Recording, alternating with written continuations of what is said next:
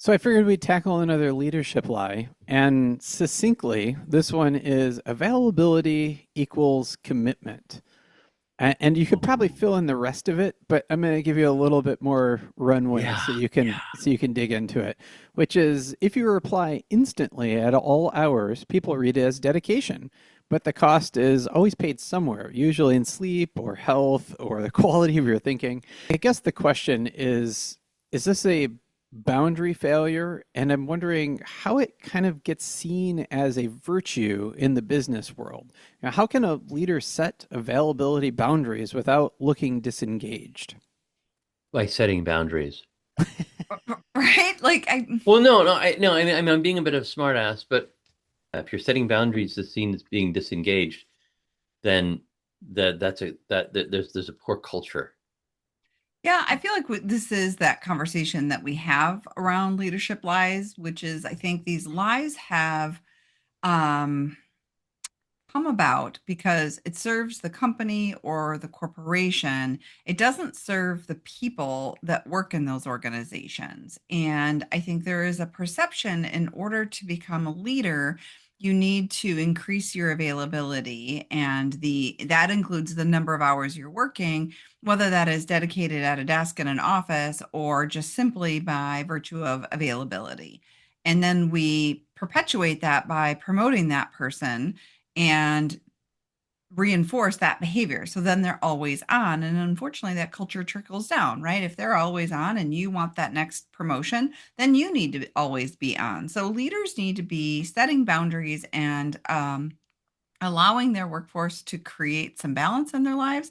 This is what creates good mental health among your workforce. With good mental health, you have consistent workforce um, participation. Otherwise, what we see is quite frankly people getting um, ill more often and struggling more with their mental health, which does cost the bottom line. I keep coming back to this, but I think we forget that a proactive investment in culture is a long term investment for the good of your company. Just running people down, it might work in the short run, but it is a disastrous kind of way to run your organization from a profit and loss standpoint in the long run. Mhm. Yeah, it just this is the short-sightedness that is seen so often. And corporations, better corporations will recognize that treating employees well means that those employees are going to stay around longer and do really good work. Um, and some companies will live that, and some companies will like at least put a little bit of like, yeah, they'll at least give lip service to it. Um, but there is a reality behind the viability of treating employees well and giving them respect in their work and support. It has become fairly common in the United States work culture to have to see this is sort of one way that the employee should be dedicated to. And if I ever hear any manager say we're a family here, I'm out, done. Like just that alone, just no, we're not. You're a company, and your goal is to be profitable and earn money. And I respect that. That's totally fine. So long as also you recognize that the best way to do that is by treating your employees really well and valuing them and recognizing that the company is made up less of the management and the CEO that and more of the people who work there. And if you Mhm. value people like that, I think personally, I think that's the key to profitability. Now, I'm a psychologist and my business has two people in it. So maybe I'm talking out my head here, as we say down south.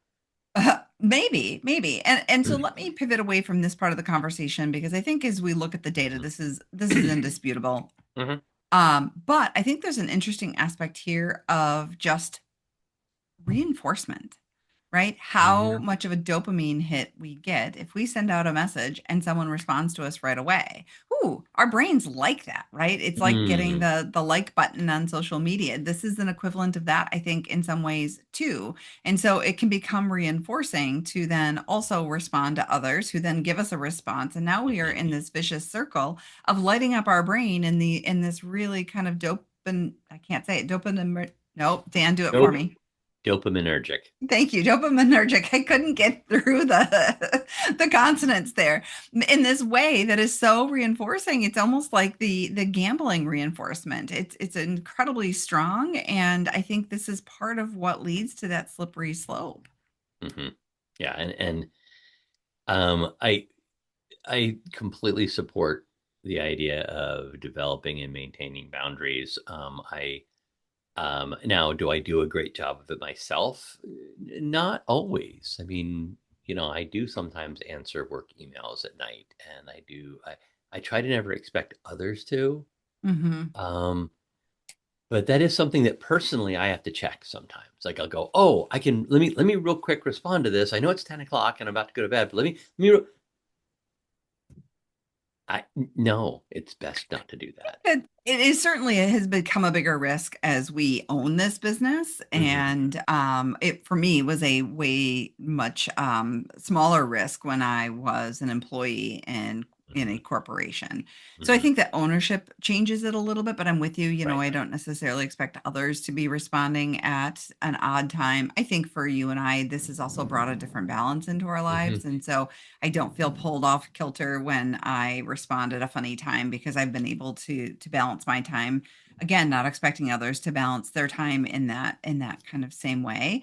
I think my check in terms of some of this has been to be aware of that boundary temptation as well. And Hmm. I'm getting a little better at saying, I will respond to this on Monday, or I'll look at that in the morning. And so while I give a response, I'm not actually resolving the issue. And to me, that Right. feels like a nice way to kind of acknowledge this has come in, it's crossed my desk. It's important, but it's not something I'm going to do today. Right. Let me ask a question really quick. Mm. So one of the things I struggle with this one is to figure out why and when it started and why it seems to be so prevalent in the United States, especially. When I think about other countries, they literally some have laws that like prohibit, any kind of communication after a certain period. There's at least one automobile manufacturer that turns off emails and prohibits phone use after a certain period, and especially when you're on paid I time love that. off. Um, and somehow it feels like someone made me aware of this when we in the United States often introduce one another. It's I am Michael McBride. I am a blank, and you feel it, like been a blurring of who you are and what your career is. And I don't know Hmm. when that began. How do we? I guess. Do you have any thoughts about when and where it started and how we undo it? Well, I mean, I think some of this is simply how we have developed technology. And while I love the fact that there is a law in place in certain places around the world to say you can't have a boss texting an employee for information outside of hours, that law exists because the problem was creeping in, right? Somebody saw that and went, hey, this is a problem. We should legislate against it. And while I love the idea, again, the problem was there. We don't generally legislate ahead of a problem because we Hmm. don't see it, right? Like we have to see it creeping in, even if it's by a bad example of a neighbor or Hmm. something like that. So when did it begin? I don't have enough history, but can we point to the pager? Maybe, right? When you're like, hey, I need this person right now, and you became available and you Hmm. sidled up to the payphone, got the change out of your pocket, and said, hey, somebody from this number called me. That was a version of being always on. I have nothing more to add. No, but how do you stop it then? Like, how do we Oh, unravel that, shit. Dan? Like, what I, is the trick? Like, how do we undo? What's the I, Control I, Z option here?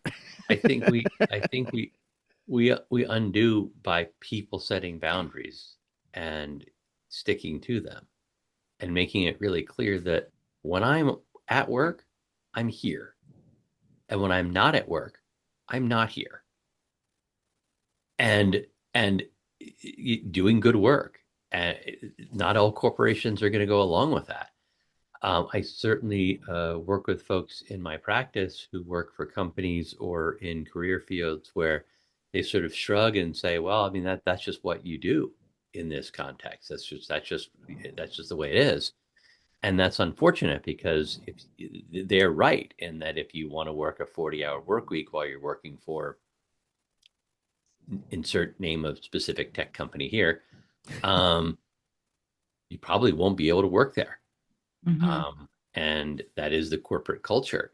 That's going to take a lot of people, because if you do it and you're the only one there who does it, then you probably will be buffing up your resume, and that's unfortunate. I would love to see a cultural shift in the United States to understanding the value of vacation time, understanding the value of taking Unfortunately, I time think off. there's a huge segment of our population just by distribution of wealth that it can't happen because if I'm buffing up my resume, someone is ready to take my spot. They're willing to make those sacrifices because we Mhm. don't have enough equity across income in our country. That distribution is really is so skewed. I'm laughing because I'm like, which one of us is running for office? Gail McBride. Boundaries, Dan. Yeah. I know the you're without becoming a political podcast, I without still becoming have your post-it note, Dan. without becoming a political Uh-huh. podcast. I know. You're not wrong, and it is necessary for people to maneuver this way. And I would really love to see that cultural shift occur in the United Mhm. States. I really would. I think that we just have so many expectations that people will be present after hours, or put in more time or whatever. And I don't think it's good for anybody, and it doesn't enhance quality of life. We Mhm. we work to earn the money necessary to support our families and our lives, and that's the way it should work. So I'm sitting here and I'm finding myself incredibly curious. Like I first had this idea of just this caricature of a French person be like, oh, fuck off. Like I'm not doing it. And I thought, right. where does this exist in our country? And I really find myself kind of curious what the balance would look like for some of these really highly competitively employed individuals. Mhm. Attorneys are notorious for this, right? Yeah. Oh yeah. Um, in Hawaii, what would that look like Mm. in our country, in Puerto Rico, in these places where time has been accepted to be a bit slower, a little bit more Yeah. fluid, but still within the boundaries of our country? And I does don't that look know. different? I bet there's I data on don't. that I, Michael's I never going to don't come know. out. I wonder, But but that there's if but that not, there's a that's a greater. dissertation waiting to happen. Yeah, but I would suspect, if I were going to speculate, and Michael will probably Mhm. tell us in about 30 Mhm. seconds, but if I were to speculate, I would say that it's probably that in certain parts of the country there is a substantial difference in the workload expectations. But I know that in certain parts of the country, especially as you mentioned, law firms, there's an expectation of a number of billable hours that far exceeds the number you could do in a 50 or 60 or 70 hour work week. Michael, did you have something here? You came off mute. I had a couple things I was going to add. One is, as somebody who's wanted to move to Hawaii for a very long time, one of the things I have learned is, uh, while Hawaii does certainly have some national corporations, most national corporations do not allow workers to live in Hawaii. Like that is one of the states that is carved out. I assume because of the time difference gap, but I also do think there probably is somewhat of a cultural difference as well. Mm, And so it's interesting when I found jobs that are based land, mainland based, and then they also have Hawaiian offices. They seem to have different sets of expectations, which is just mm, kind of interesting. I did find a Gallup poll from 2014 that it said 79% of full-time US employees saw the ability to stay connected after hours as positive. So that is like 2014, that's the trend at that time. Like this availability mm. after the work hours is good. I'd have to go back further than that. I like the idea of the pager. I mean, you're right. I think once we had a reliable way to Yeah, interfere, is the way yeah. I'm thinking about it. Mhm. Mhm. That's probably the thing. But Now I frowned when you said that, but I'm also aware that part of my practice in psychology is to offer some availability after hours, Mhm. not for like conversations, but for um uh Logistics or yeah, a a quick. quick answer to something, and Mhm. and and when a if a client messages me after hours, I get the message. I do respond, and that is part of it. But that's a choice I offer Hmm. as a business, as a small business owner. And because that's my personal decision and the way I'm handling my practice, I feel okay with that. Or that's an excuse. Or a little bit of both. It's just where we have Maybe. gone as a culture and we see this as value Hmm. added in our little practice. Why Hmm. choose us? Well, you're going to be able to reach us. Right, right. And I'm okay with that.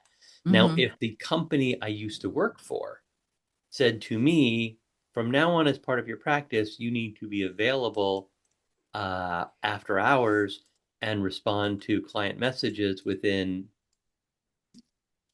3 hours of receiving them, I would have been like, no, fuck Yeah. off. Yeah. So the element of choice, I guess, there is the important piece to me. But I don't know. Yeah. I think choice and ownership Yeah. are a big part of that. I'm thinking about, corporate healthcare Hmm. days and how I was unhappy that I had to find my own coverage. Like that Right. should just be a part of what gets done. I don't, yeah. Anyway, so it didn't feel necessarily supportive of time off now if I were to get a message. And I do think some of this, Dan, is when we have made this an offer, our clients don't Hmm. abuse it. Our clients do it because there is something that is it does have a sense of urgency and they do Yeah. have that respect for our boundaries. So I think that is also helpful when the other party on the other end feels respectful of it. And I think maybe corporations struggle with that, conveying that level of respect for that intrusion on your personal time. Fair. So it sounds like it's going to require leaders to kind of change the culture, and whether that is something that is legislated or whether you just get enough people in those positions who just say this isn't sustainable, this isn't the kind of culture we want, that kind of thing. Hmm. But ultimately, that strong leadership, to go back to the leadership lie, it's not about being reachable every minute. It's about clear and steady, trustworthy, and appropriate Hmm. response, without teaching everyone around you that urgency is default setting, that the goal isn't to be endlessly available, but to be reliably present when and where it matters. Is that fair? I think completely fair. And Hmm. as you were saying that, I realized that I honestly, I really think this up and coming generation, and I know you were going to wrap up this conversation. I'm actually going to throw a wrench in this because I think this up and coming generation of workers is going to have a really interesting take. Right now, Hmm. boomers, Xers, have consistently looked at the alphas and the betas coming up and saying these guys don't want to work. And that I think is the biggest mistake that people are making about this upcoming Hmm. generation. They don't not want to work. They don't want to be always on in this way that you're talking about. And I Right. honestly think if there's going to be a cultural shift and change, it's them bringing it because they don't know life without this kind of availability and technology. And they're the ones saying, stop it. We Right. want balance. We want to work to live, not live to work. They're Hmm. creating a shift that the sorry boomers, right, have sort of created for us and Hmm. and have embraced and we have been leaning into, and now we're finding the lean away. And I think it's really easy to pathologize that and say that this generation doesn't want to work, but again, I don't think that's what's going on. I think this is the generation that's going to set these boundaries and legislate this for us, because I don't think our generation's going to do it. That's my two Accurate. cents. Yeah. Yeah. Wow. All right. Well, that's not where I saw that conversation going, but thank you for that. I appreciate it. And check us out next time with our next leadership lie, where we'll dig in and probably learn it's about boundaries again. And the conversation.